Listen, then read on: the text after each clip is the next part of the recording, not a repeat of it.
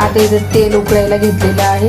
अब तुमको ही देख के सांसें चलती छोटे छोटे पेढे कट करून घेऊया। चलती है सनम।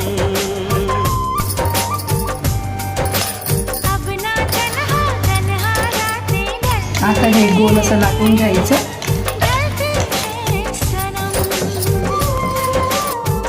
असं काजू कतलीवाने कट करून घ्यायचं आणि त्याच्यानंतर ते फ्राय करायला कढईमध्ये टाकायचे।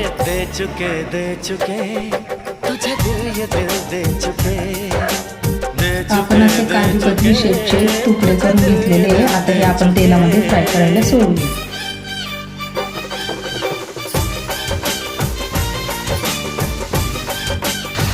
आता मी हे तळून घेतलेले आहे।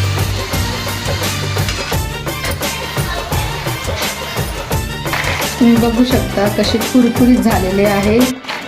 याला चहा सोबत खाऊ शकतो किंवा असंच खाऊ शकतो स्नॅक्स म्हणून।